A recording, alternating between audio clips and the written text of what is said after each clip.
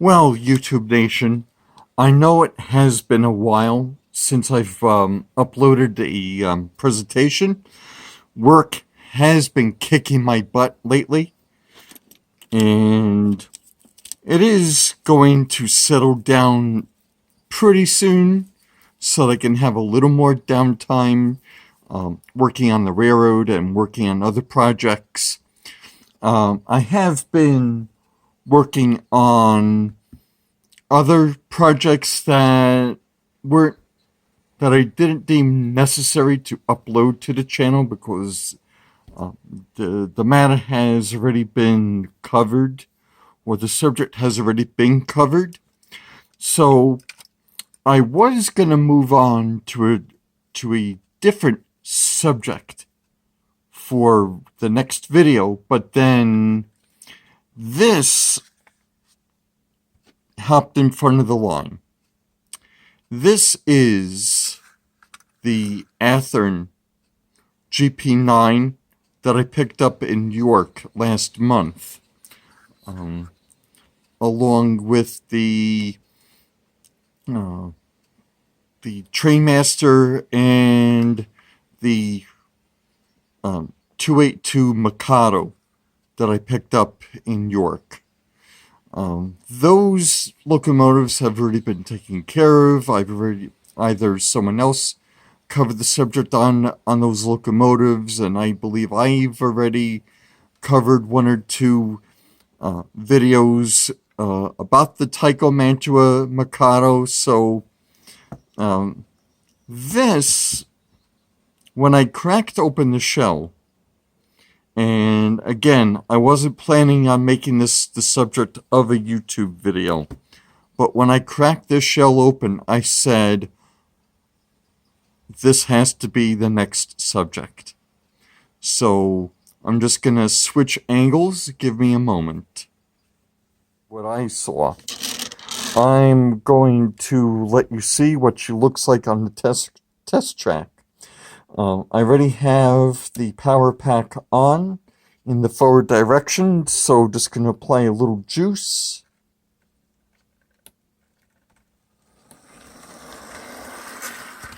She sounds okay in the forward direction somewhat. When you put her in reverse, oh yeah, did you hear that? Do it for you again.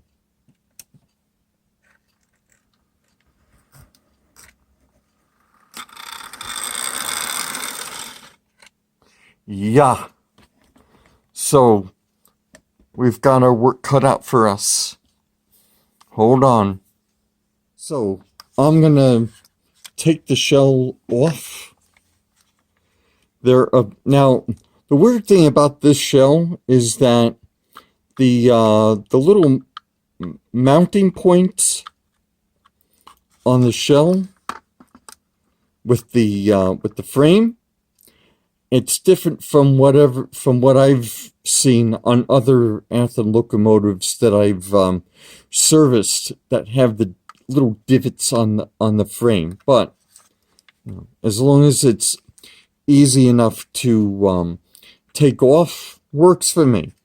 So I'm just going to carefully put my slotted screwdriver underneath the shell. That comes off. The screw comes... I'm not going to let you see it just yet. I want to take a look at the shell. Now, it's decaled for Norfolk and Western. It's a little dirty. It's weathering for brothers on a budget. I might give it a nice scrub-a-dub clean. Make it look showroom new. Not 100% sure about the decals. Was it actually sold as a Norfolk Western? Did Athearn make GP9s with the Norfolk Western plain Jane decaling. The the road numbers certainly look unprofessional because the 5 is like breaking out of its box. Let me out! Now, stanchions the rails in the stanchions are in good shape, although a couple are missing here. I might have a couple of spares laying around close by that I can put a replacement on. So we'll set that to the side.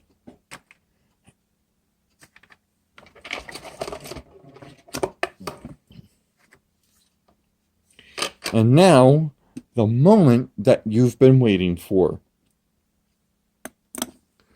This is what I found inside. And I'm like, look at this mess. It's a horrible mess. I mean, clearly, they did away with the clip that connects the gear towers to the motor, and they soldered a wire.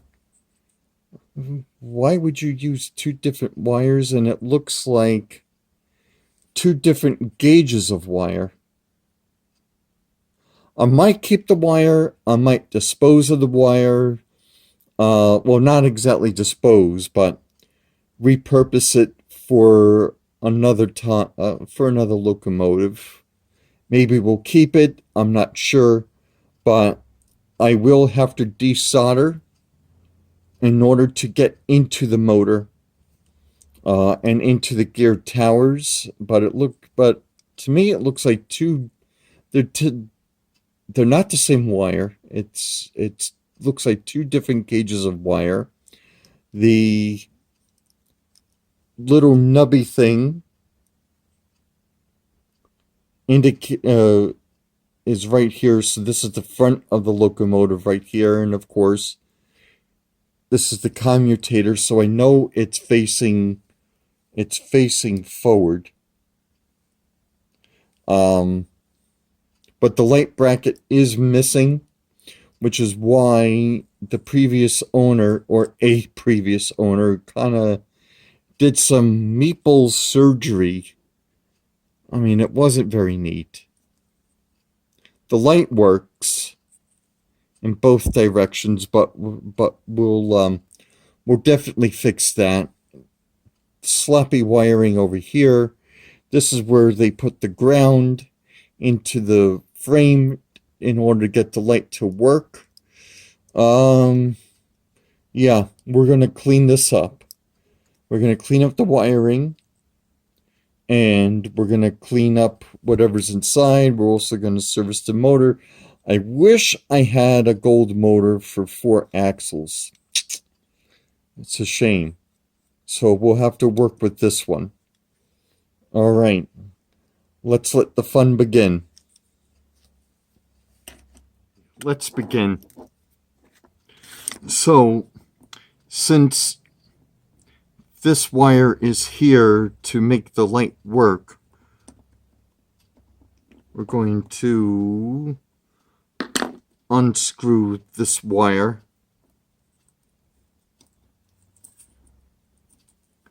and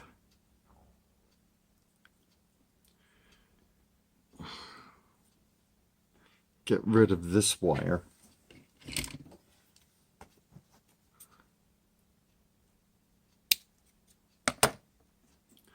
Maybe we can reuse it, maybe not.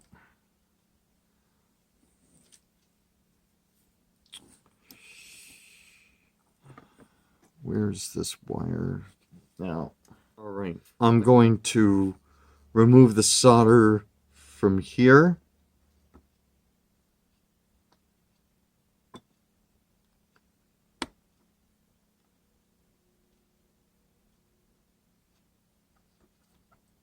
It is on here pretty good. Come on, let's play. All right, that is off. Going to desolder from the clip. Actually, let's not be stupid. Let's remove the top clip. There's the spring for the top clip. And I am going to carefully remove the top motor clip.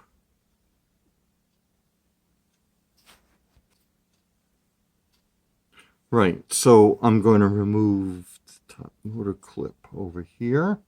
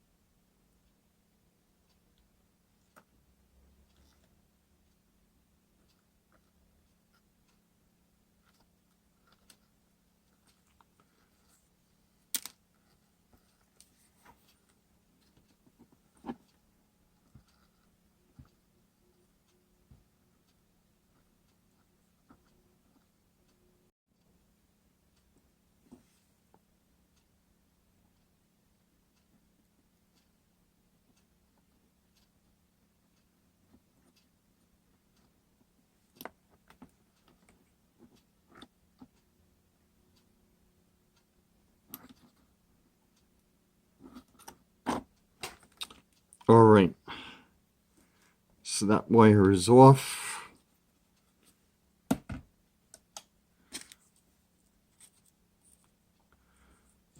Look at this mess.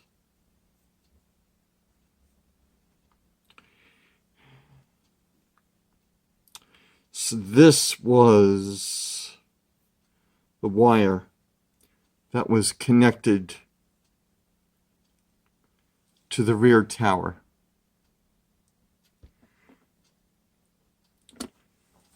Between here and the clip, it's too long. You could have easily split this wire into two, and you would have had more than sufficient. You would have had more than sufficient length to cover both gear towers.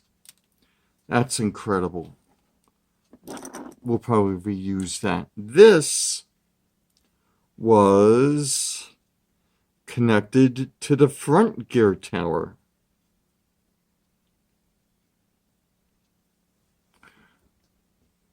Again, too much length between the clip and the gear tower. This also could have been split into two, barely, and cover both gear towers. So we may repurpose one of these wires. We definitely don't need to repurpose both for this project. So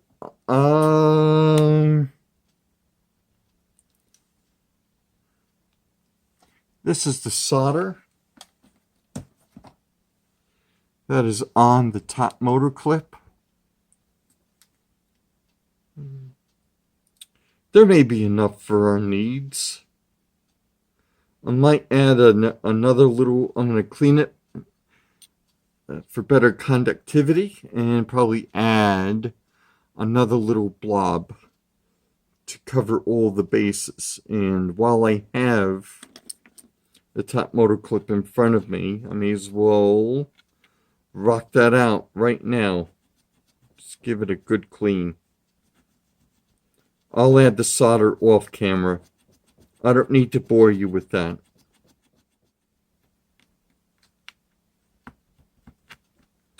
Alright. So that puppy is clean. I still need to get into the motor so I could clean the brush, clean the commutator, remove the bottom clip, all that good stuff. So this is the light.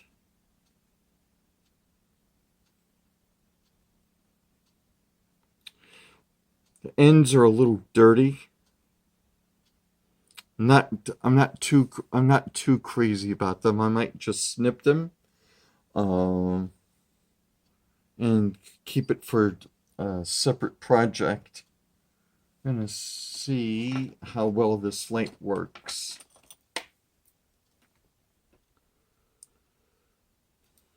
Doesn't matter what the polarity is because I'm just checking to see if this light works.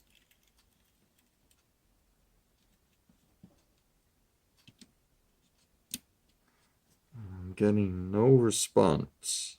Oh, wait. Here we are.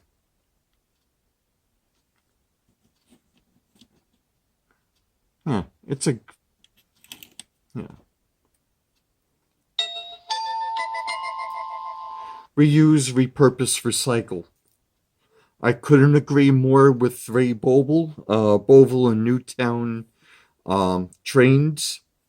It's one of the channels that I recommend. I couldn't agree more, but we'll keep that for another time because we're gonna LED this baby. So, going to remove the gear towers, and again, when you're going to remove this cap that covers the gear worm, keep it covered so it doesn't fly off into oblivion. Got a nice slotted screwdriver underneath. Pry that puppy open, and wow.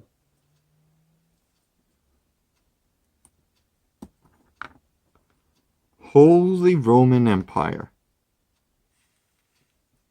This is the front gear worm. Holy cow. I paid $35 for this locomotive. It's a pretty fair price for a blue box Athearn. I mean, of course, I mean, it beats the Dr. Evil Bay pricing when you have to factor in the shipping and the tax. Yeah, this is the front gear tower. Look at that. Look at that. Yeah, that's a mess.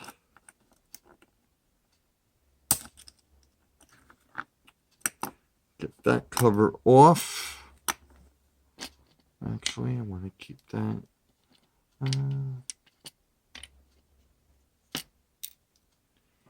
Yep. And to get into, the axles, you go in from above. And if I have the right tools handy, yeah. So you go in from above, you don't go in from under. Because if you go in from under, you risk cracking this truck cover, and then your day is ruined.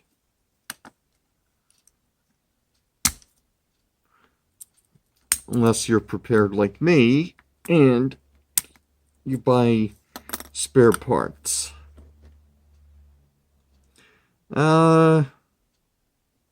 Could use a little cleaning.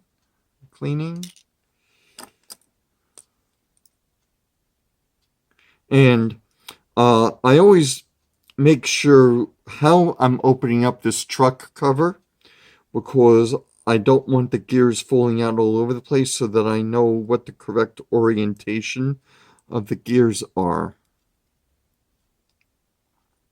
And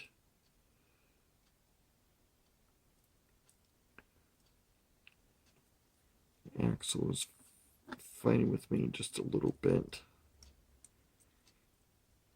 Here we are. So this is the front gear tower. A little dirty, but nothing a little cleaning could do. Yeah. Look at that axle. Nasty. Filthy. Grungy. Yep.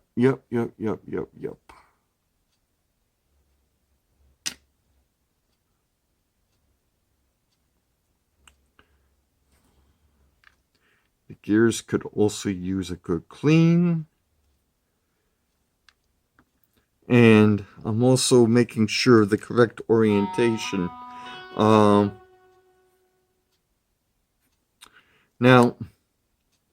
on the side of the gear that's facing me, there is no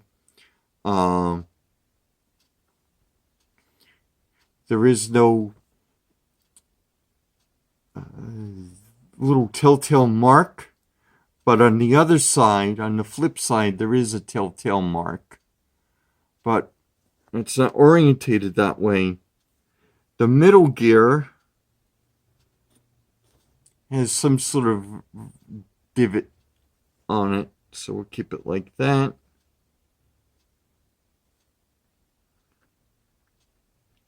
So how we found it, that's how we'll put it back.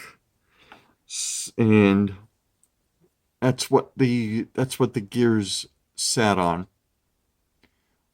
We're going to clean that, and I'm not going to bore you with that. I'm going to clean this off camera. Be right back. Now this is the front gear tower.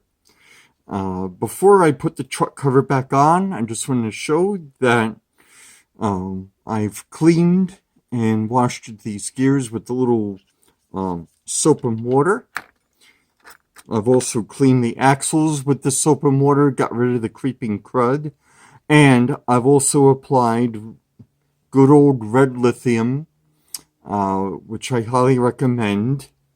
And before I put the cover back on, I just want to show you how everyone is meshing all good together. So now we're going to put the other half of the truck, of the gear tower, back on. Oh, by the by, I also took a metal rotary tool with the metal brush and cleaned and polished the axles. So now there's like a nice shine. So now we're going to put the other half of the gear tower back on, like so.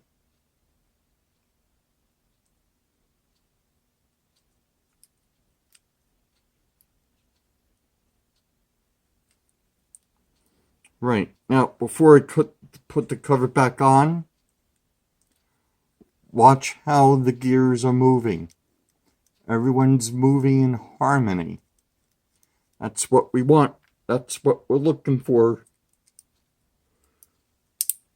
Snap the cover back on.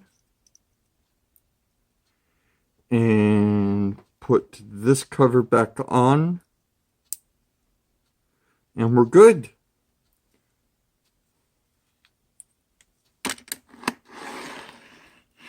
And it's rolling nice.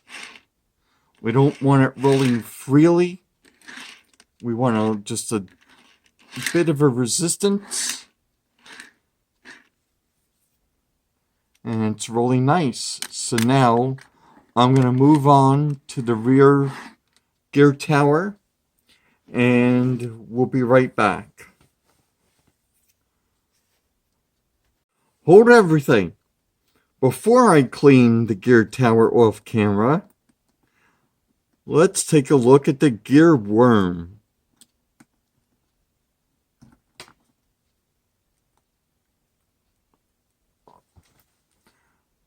Would you look at that? Just as bad as the front gear worm. Wow. That is just tragic.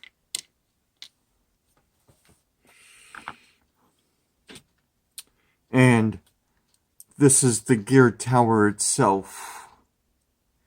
Look at that filthy mess. Alright.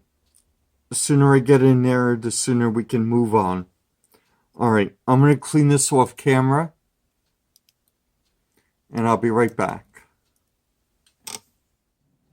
Alright, so the gear towers are cleaned and spotless. I've also gone ahead and in the effort to expedite the rebuild, I've also cleaned the gear worms, and I've also applied some air tool oil as a lubricant. You could also use Label 107 if you wish. I've been using air tool oil lately. It hasn't been that much of a disappointment. So now I'm going to go ahead and get to the motor. I've already removed the brush. The brush is already cleaned. I'm just going to get to the bottom, which means pushing these guys out. And I'm using an Allen key screwdriver because it is a blunt edge. Do I have better? Yeah. Let me use this one. It has a bigger head. So I'm going to go ahead and from the bottom push up on the motor mounts. And I can already see that they are signs of brittle. Well, that didn't take much effort.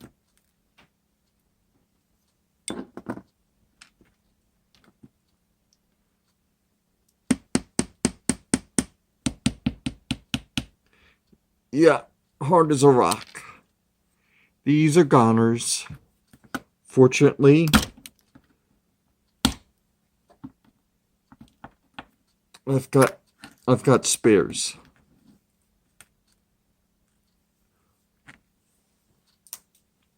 Out you go. I've got replacements. Don't need you. So here we are at the bottom of the motor. The metal strip that the bottom of the motor connects to isn't too bad. The flywheels feel a little stiff. So right now I'm just going to take the bright boy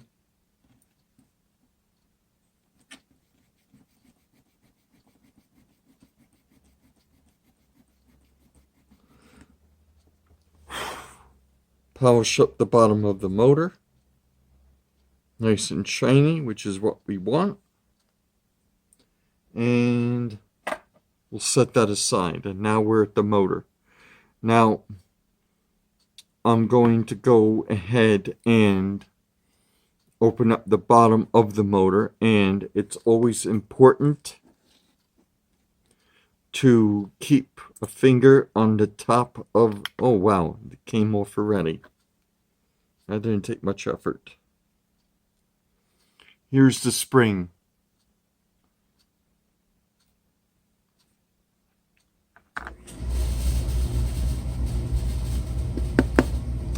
Here's the brush.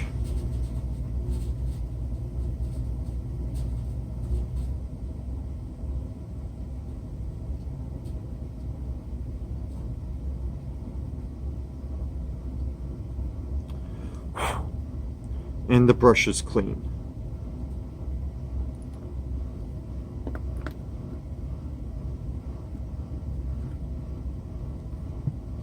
I'm going to put the brush back in.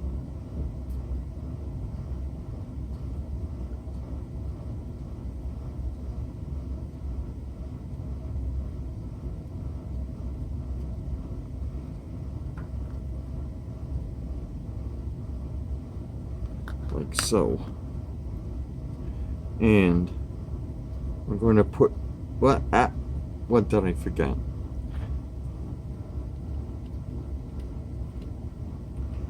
I'm going to put the spring back in. be mindful that these springs can and will fly out into oblivion, so it's always best to keep your thumb right over this part of the motor so the spring stays in place.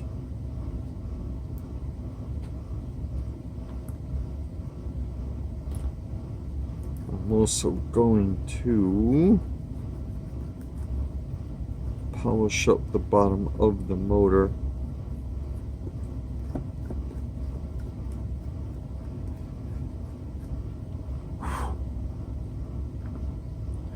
And make sure that the metal prongs are up so that it achieves maximum contact with the bottom strip.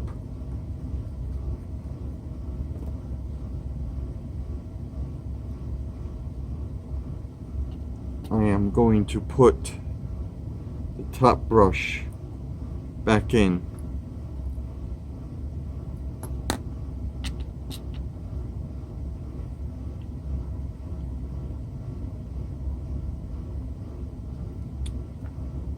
Here is the top spring. It's always important to hold the spring like this in the tweezers. It's not in between the tines of the tweezers. One of the tines of the tweezers is in dead of center of the spring. That way I can hold it in place and the spring is in there like so.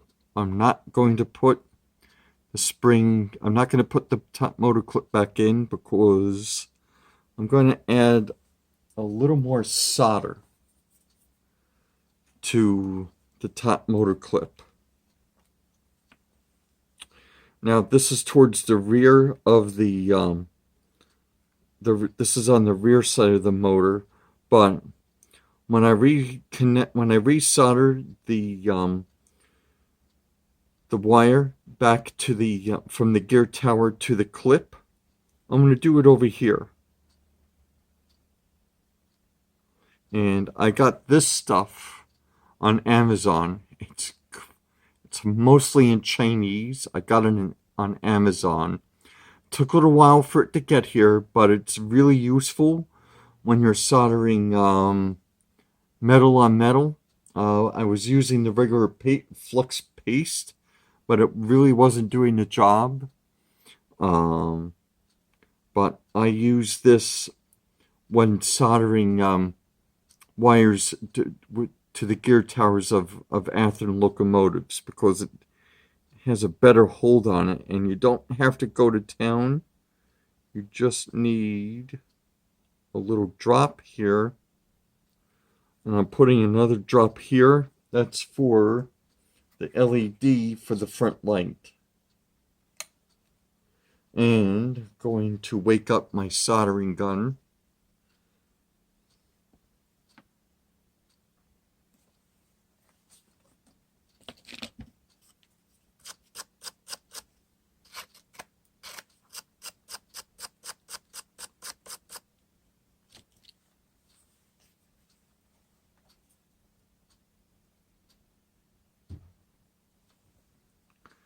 And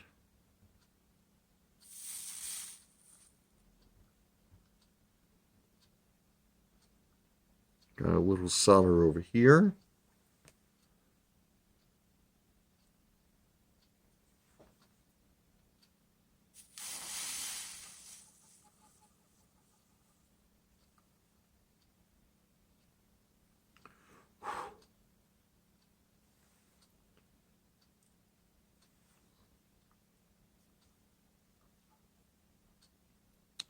And I got some solder over here.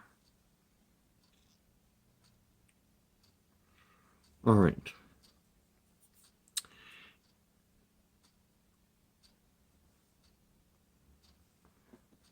Now I'm going to put the top motor clip back on.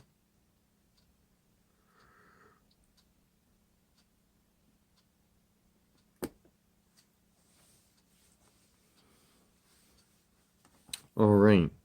Now let's take care of the commutator. It's always best to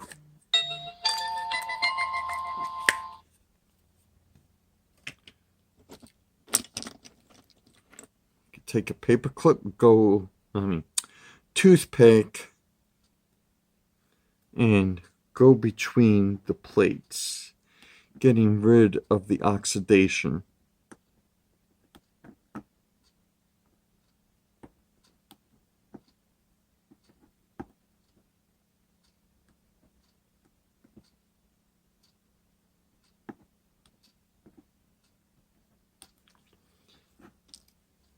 Just enough times to make sure I got it all.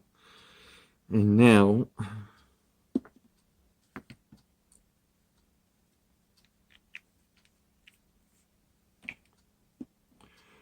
going to put a little air tool oil over in this part of the flywheel. I'm going to put it in this part of the flywheel. And going to put it right over here.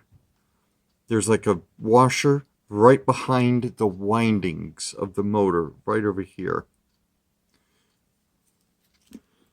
Don't put it on the commutator, otherwise you fry the motor.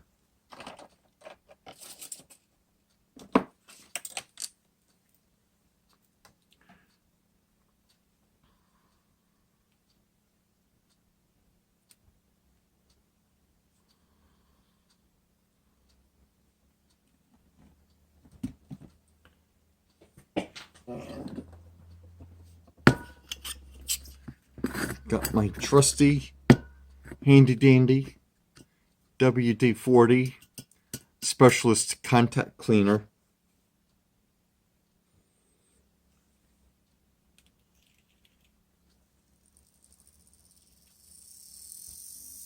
So right now I have it at 60. Put it down to 50. And now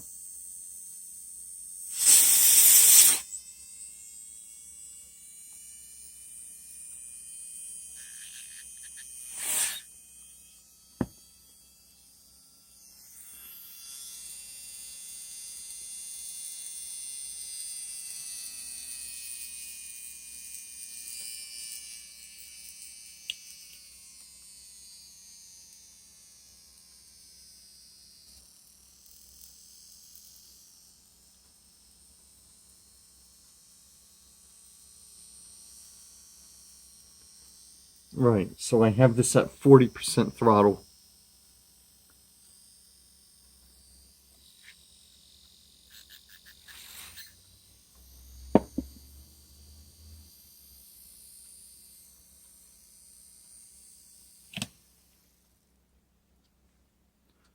All right, beautiful.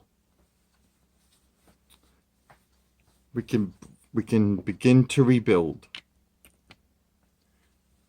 Back in a bit. So this is part one of the rebuild.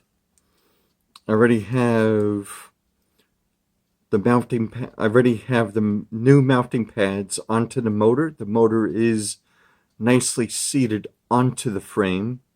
I have the negative power or the negative connection on this grounding screw that the previous owner put on this frame. And now I'm going to put the positive connection and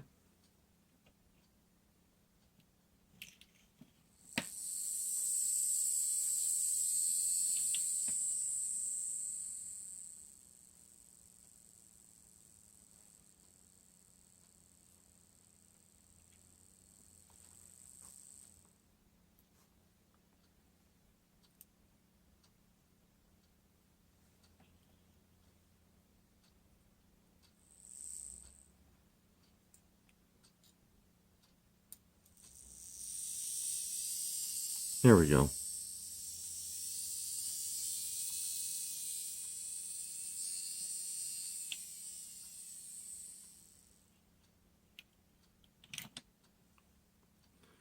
So,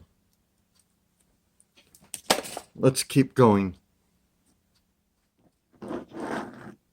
Alright, I'm ready to put these worm gears back into the gear towers. Here's the front worm gear.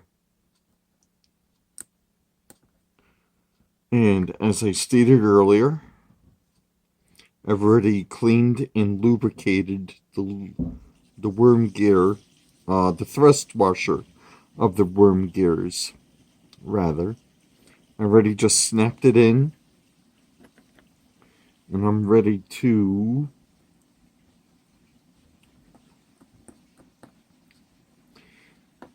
seat the worm gear into each gear tower. And I did it while I was talking. This part of the gear tower, this part of the worm gear, snaps into the flywheel. And it's always best to connect the spline, which is this thing with the ridge right over here, wrong finger, into the worm gear assembly that fits into the flywheel, so that when you snap it into place, you can just easily lengthen it out, and then you can flip-flop the bolts right into the seat of the gear tower like so.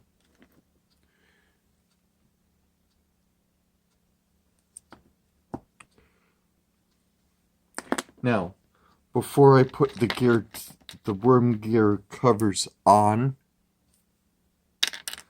I'm going to take a little red lithium.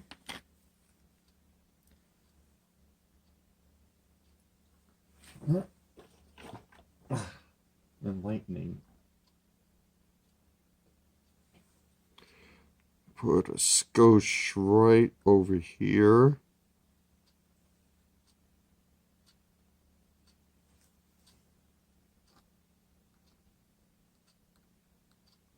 And a little dab will do you right over there.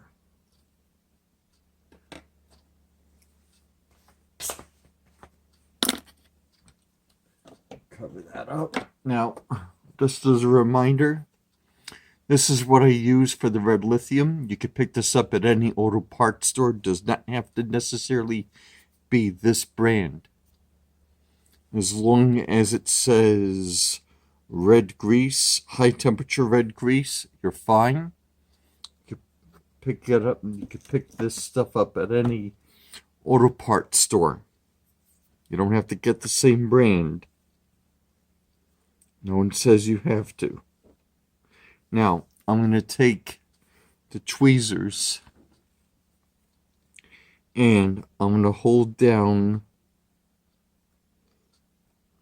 the nuts so that I can turn the flywheel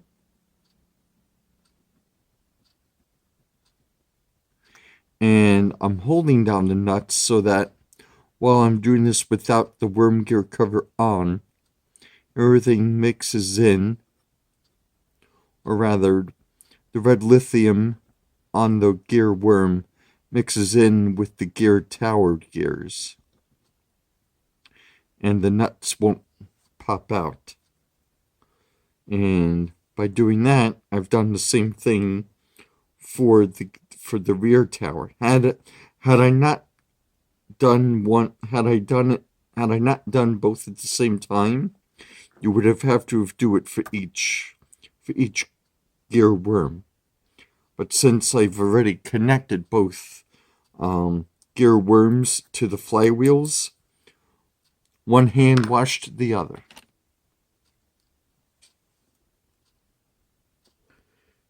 cover that up. There we go. Get on there.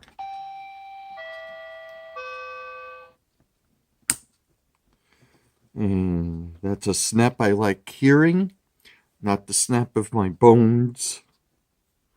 I'm going to put a little air tool oil here, and a little over here. And we're almost there. And just for good measure, I'm going to put this clip right over here.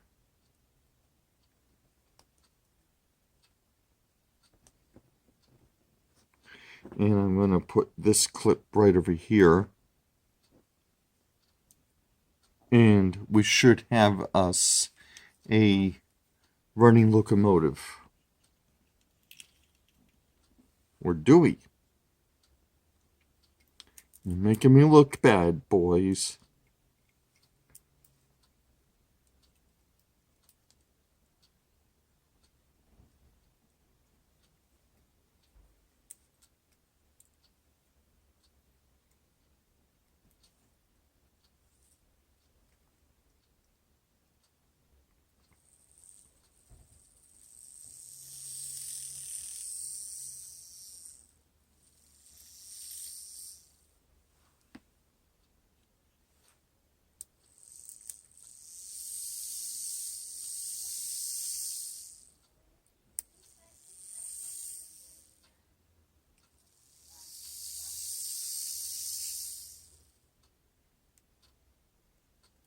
Not to worry. I'm not worried.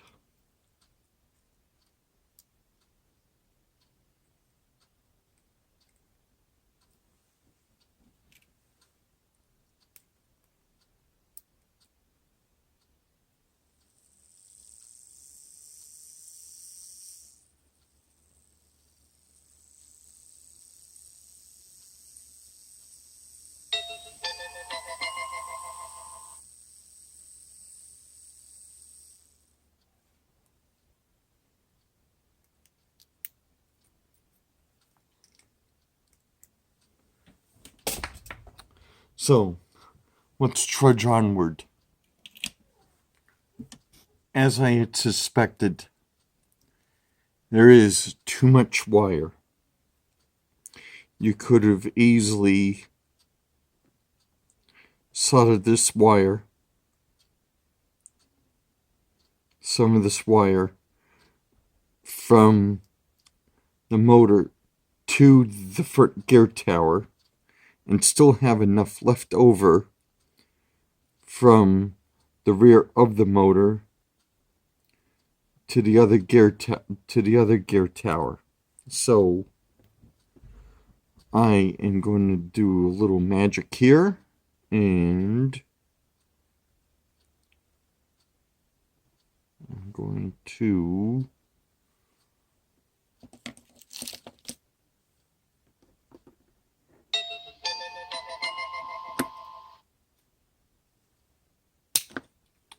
cut this wire.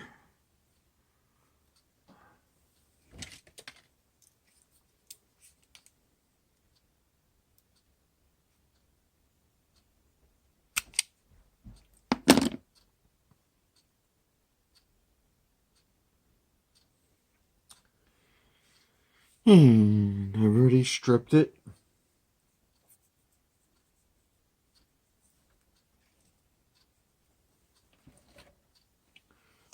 Grab my flex.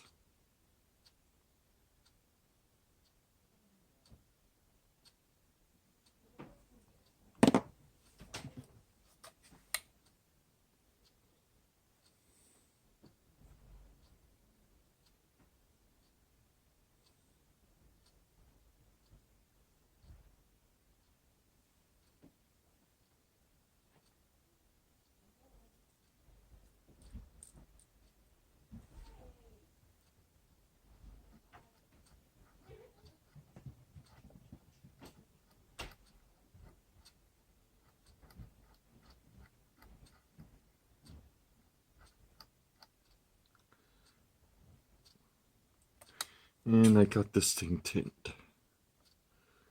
So now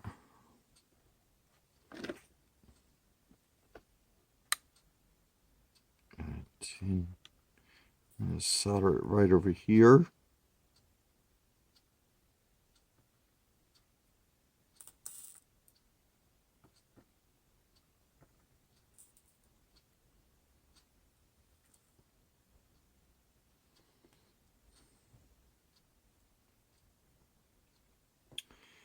Let's see.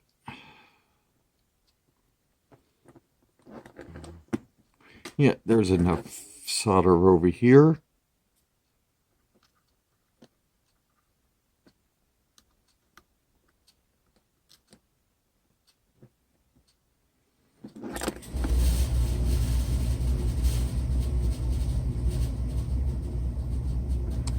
And that is done.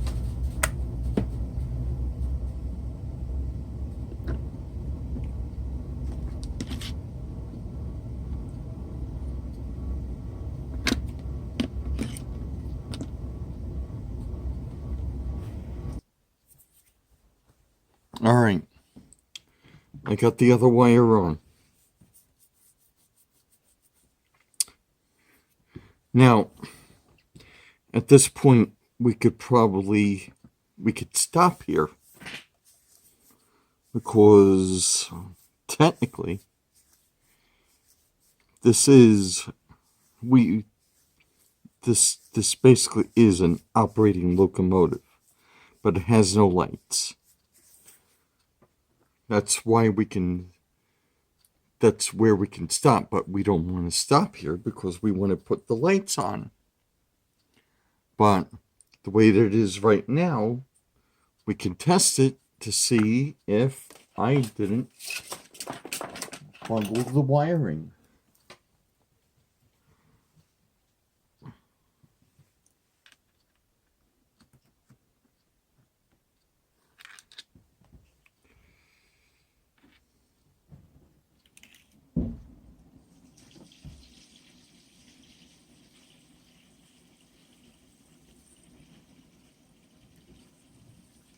Oops. Would help if my fingers weren't in the way.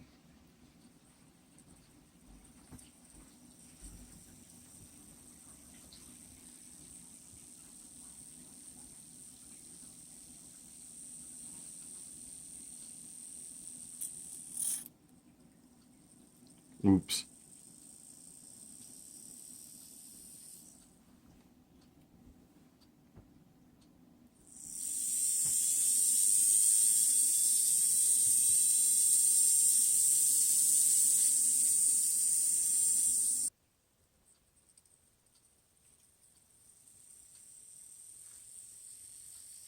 Looks good to me.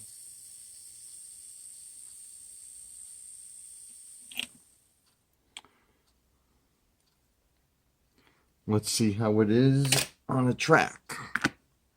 Hold on. Track. Power is on. Let's give it a go.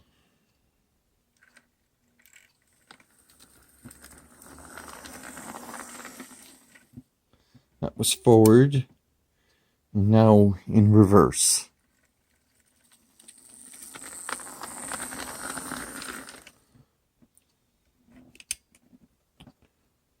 Forward again.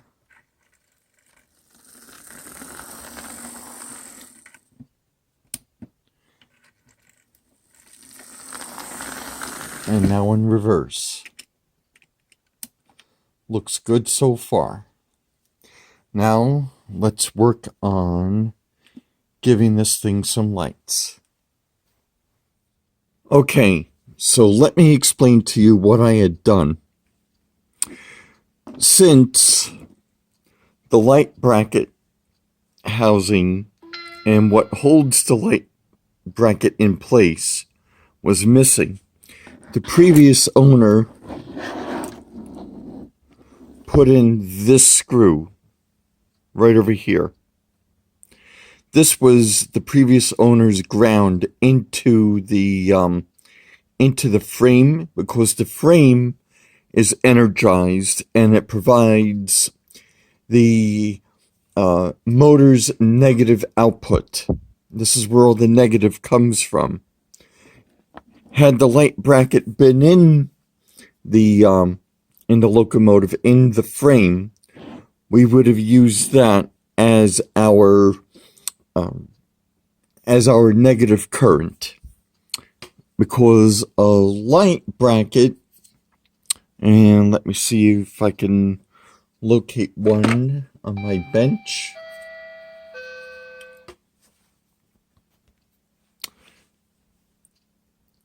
Right, so had the light bracket that holds the headlight in place been in this frame, I would have been able to put an LED light where this headlight would be, and then I wouldn't have to do such crazy wiring. But since we don't have that, we worked with, we have to be intuitive with, so fortunately this screw is stepping up to the plate. Now, I tried to make this as neat as possible, but in this screw is the black wire for the front headlight. The red wire for the light is soldered onto the top motor clip. And the red wire for the rear light is screwed into here. It's not soldered. I tinned both the black and the red wires, and then curled it, and then screwed this down, ran it to here, soldered the black wire to the top motor clip, and to keep things from going flippy-floppy, I have a heat shrink tube. The heat shrink tube is not shrunk. I just need the wires to not be all over the place and mess with the flywheel. It also will not mess with the wire leading from the gear tower to the motor clip. And I kind of like twisted things around so that, this would not be all flippy floppy. When I put the shell on, after I clean it, it'll be where I want it. But I'm going to show you what it looks like. Just need to get everything re-railed. It's on. Alright, now you have an unobstructed view. I have the power on to the forward direction, and we have light going forward, and we have a light in the reverse direction. I love it when a plan works.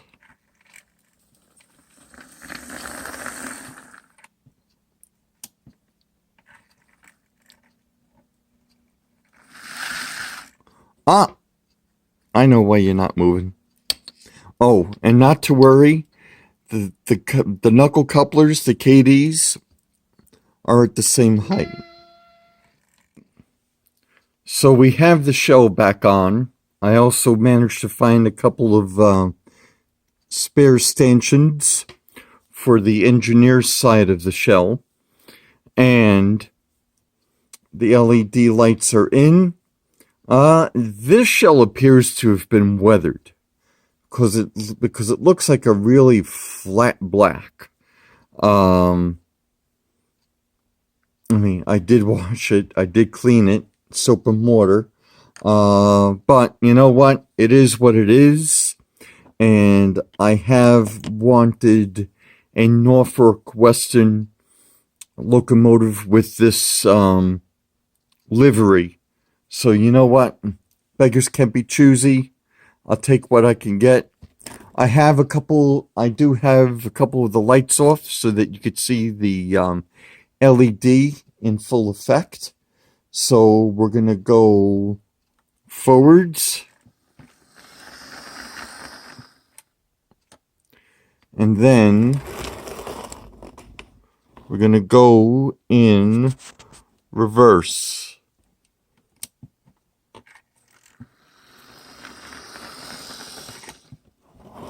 And I'm going to try and get this silly camera to zoom in so that you could see the forward effect.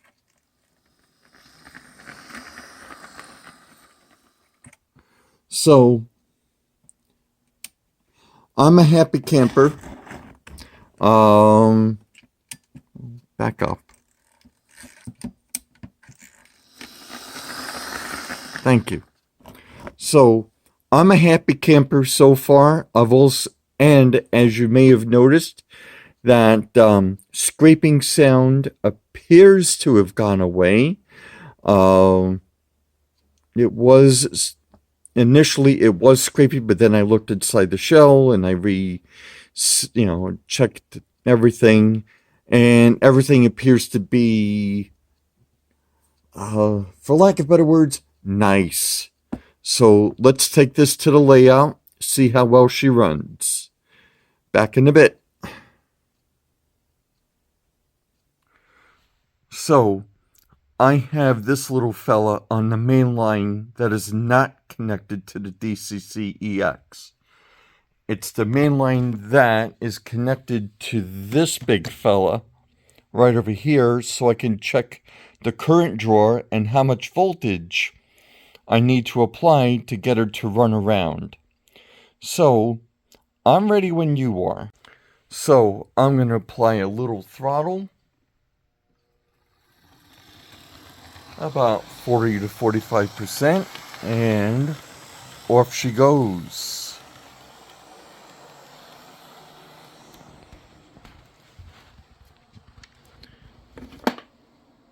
Let's see where I have it. It's between 40 to 45%, and I have about just a little over 8 volts. And look at that current draw. Now, here she comes, round the bend. You do want to give me that little rattle, don't you? Remind me that you're an old blue box.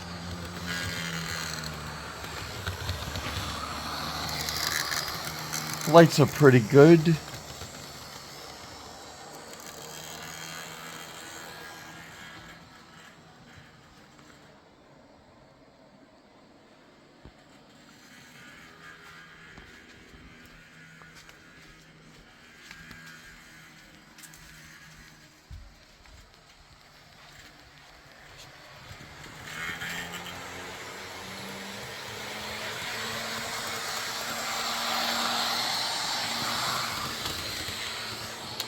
My assumption is that the rattle comes from the older blue boxes, the flywheels. The flywheels are rattling against the shell. Athearn really didn't think things through properly with the old flywheels, with the gray flywheels, and the shell.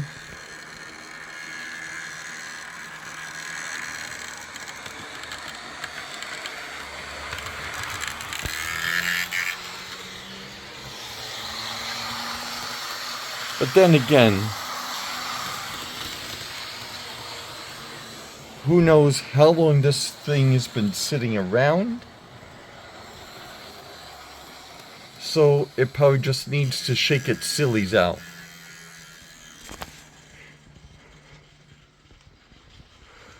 Hold on 1 second. I'm gonna put her in reverse. So I just put her in reverse.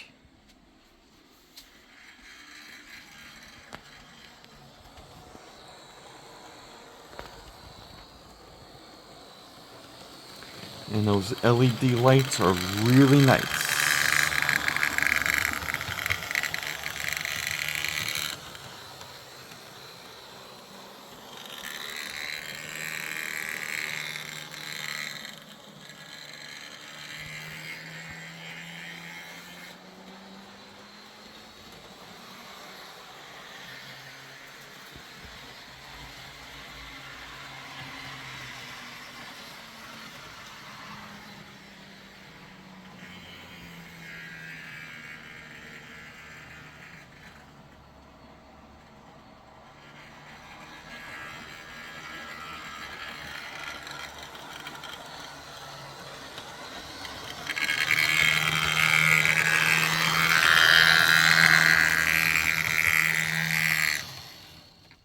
So, I'm going to let this thing run for a little while longer to stretch its legs, and then we'll see how she handles the consist.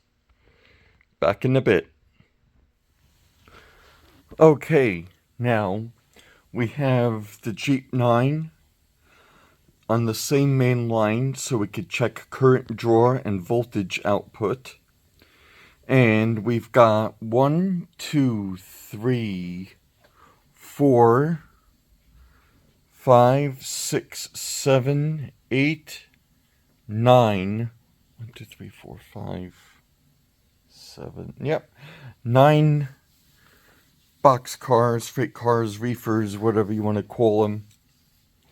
And we're going to apply just a little power.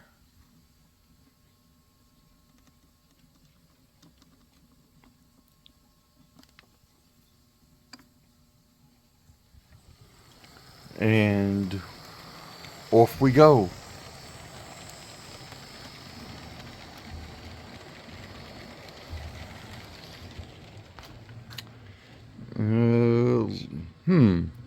Looks like we're at... I have it at 70, between 65 and 70, 65 and 70% throttle.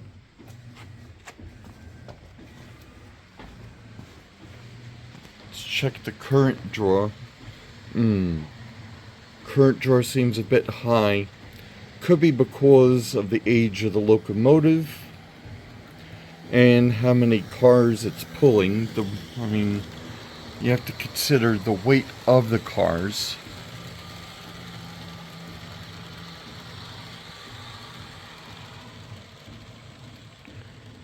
But it is at 12 volts.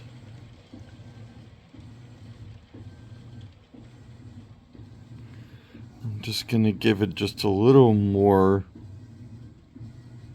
power. We're still around about 12 volts, maybe just a little bit over.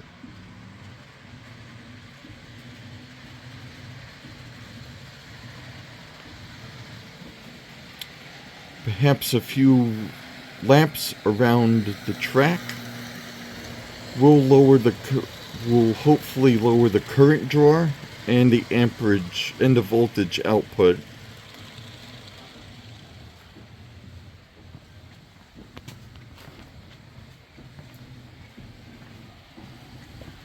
But considering that it is a gray flywheel motor, it is performing pretty good.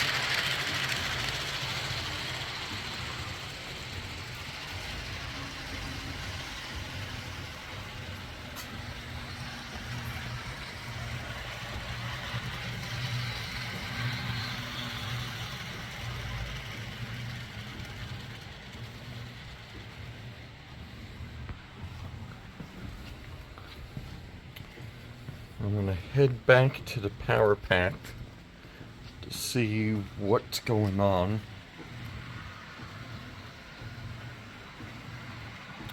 It's not too bad. Could be better. Could be worse.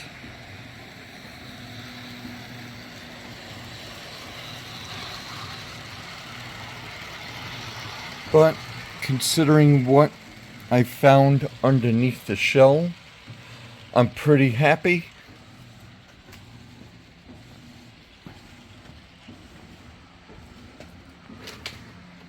I am calling it. This was a successful recovery and repair and recovery rather.